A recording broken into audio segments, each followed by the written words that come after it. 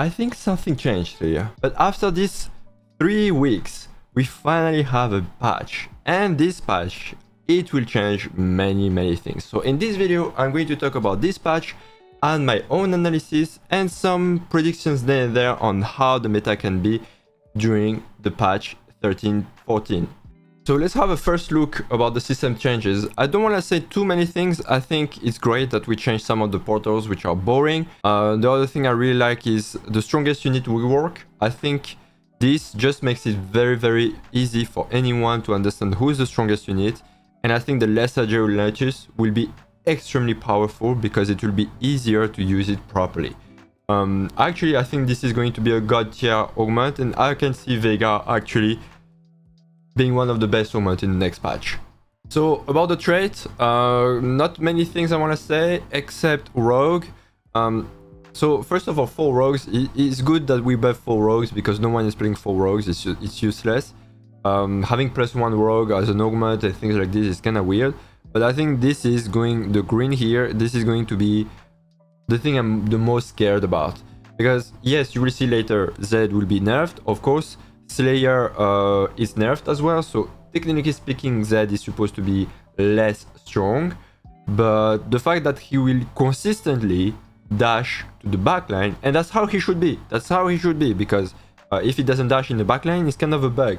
But the fact that he will consistently reach the target he's supposed to reach, I do think overall Zed will get buffed because of this, even if he loses powers on Slayers and if he loses some power himself as a unit. So here the thing, we got into the champions, we have a lot of things I want to say. I do believe there's a chance, I'm not 100% sure, but there's a chance we get into a 1 cost reroll meta, because Cassiopeia is greatly buffed. This is huge. In case you don't know, Cassiopeia has a wound effect, and if she casts on a unit that's already wounded, she will deal bonus damage.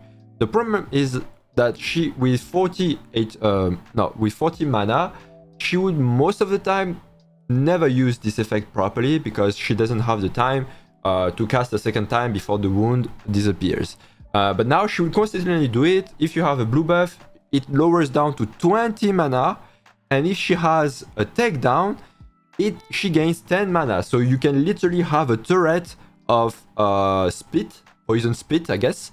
And I don't know, I've never seen that in my life, but it looks dangerous. So yeah, Cassiopeia, insane unit. We don't see it here, but Renekton is also getting a buff. And actually this is a big buff because so many times Renekton dies before he finishes the animation and get the heal. Now he will consistently get healed. And I think that's an insane buff on Renekton. So we have this. On the other hand, we have Malzahar.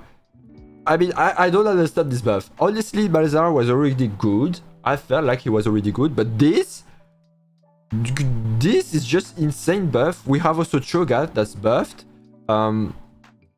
And Sorcerer, is it buffed? No, but we have Taric who is buffed. So Taric would be an excellent tank as well in the mid game, something like this. So I can see a 1 cost reroll meta. We can easily add Noxus with Cassiopeia. We can easily add more Sorcerers or Void units with Malzahar. Not many things I want to say here, except that Orianna might become a champion for once. That's not stupid.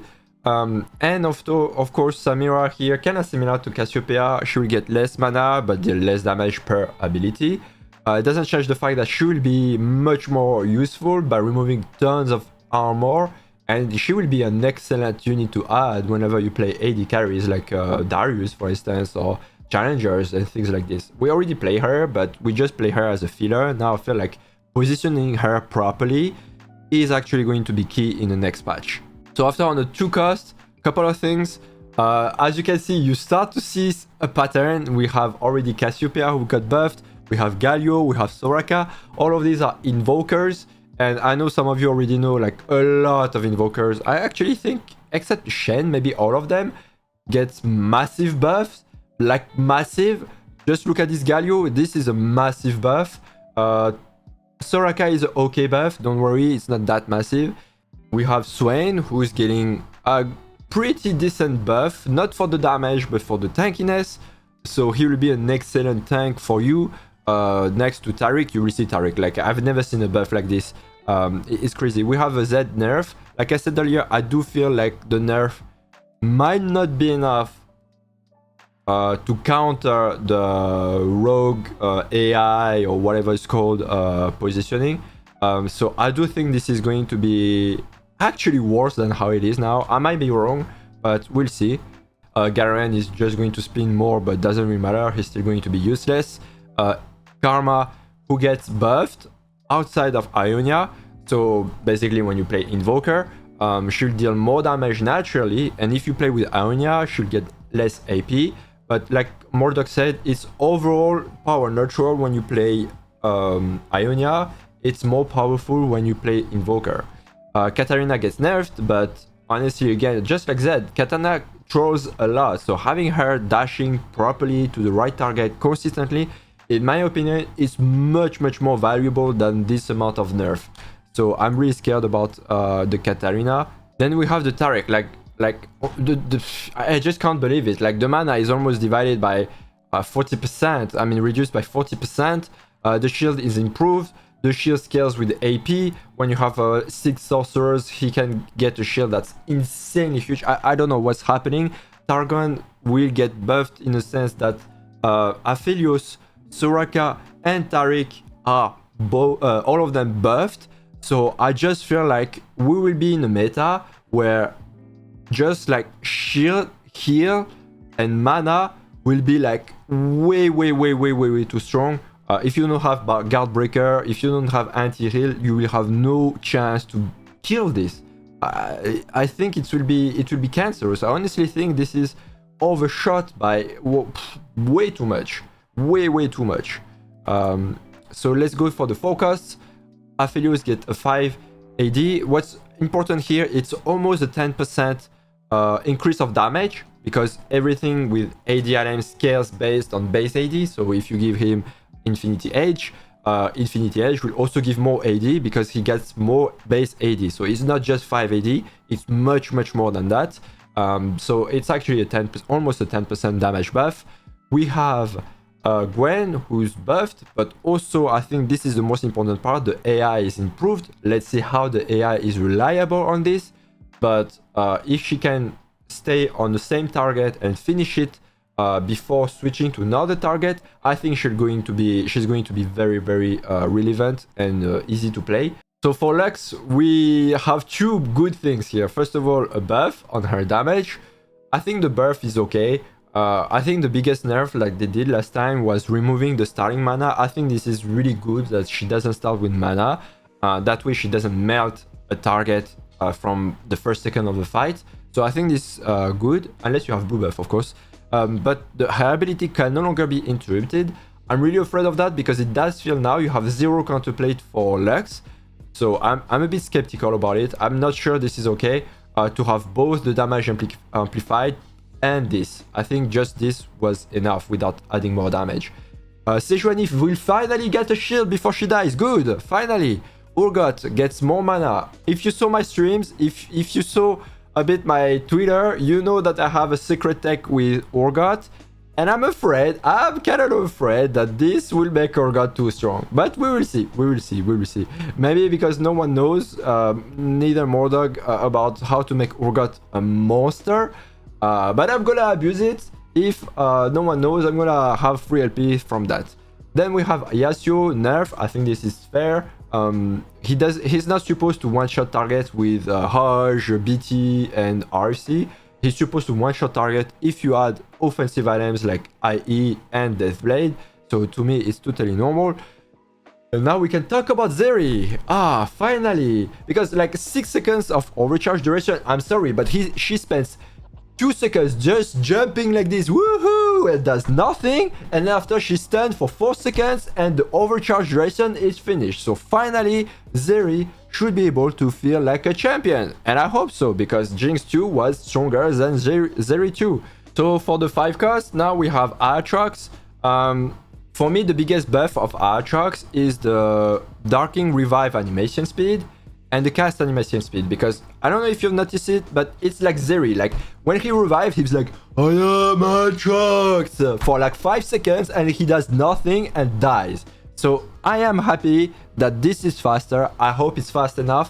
So at least he can say his Ayama trucks and actually swing his blade once or twice. So really looking forward to this. So for Ari Ronino, she's a really good unit, but sometimes very frustrated because she spends too much time doing the animation and all of that.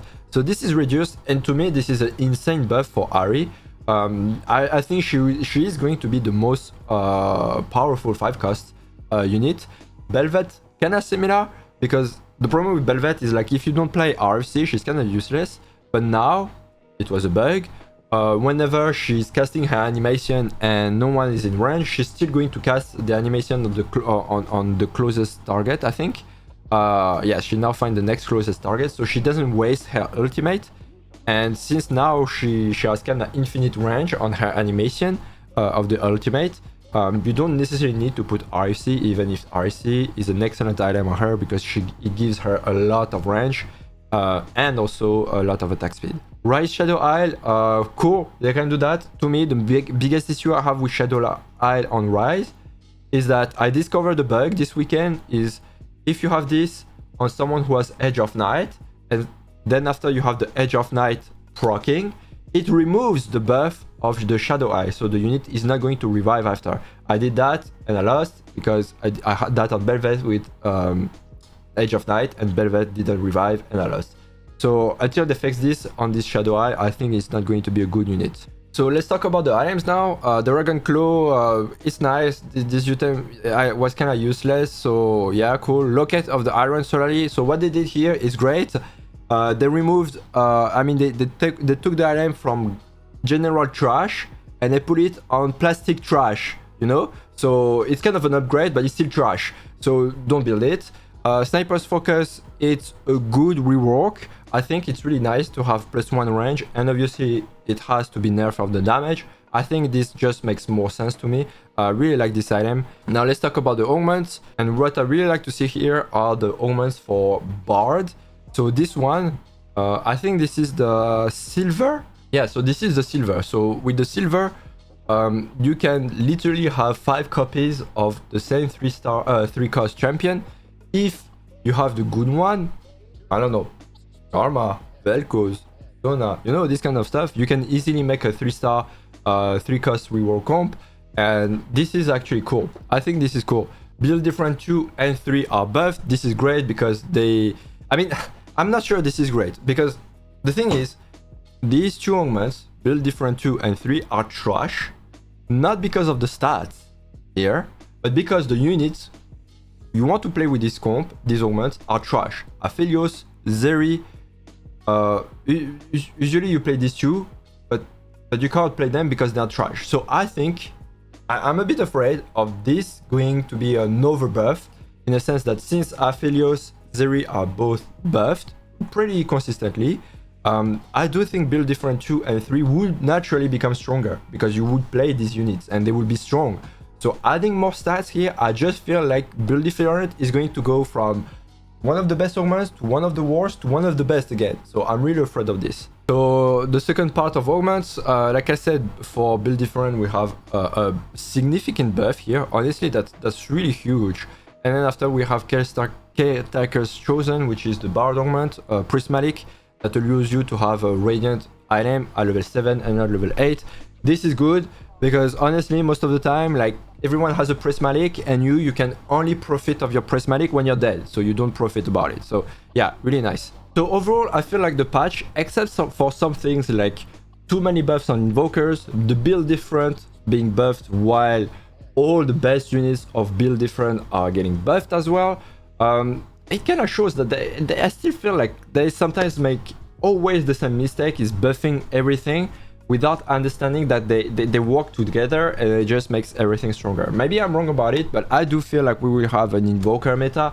I do feel we will have like a 3-cost meta around Tariq, Karma, and maybe some sorcerers like Vel'Koz. I do hope we can see some more 1-cost reworm comps like Cassiopeia, Malzahar, but we will see that in the future because this doesn't happen now. I will stream on Twitch during the patch day and I'll try out so many different comps.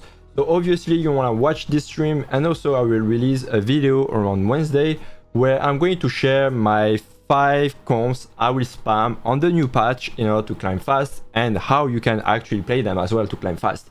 Until then, see you in the next video.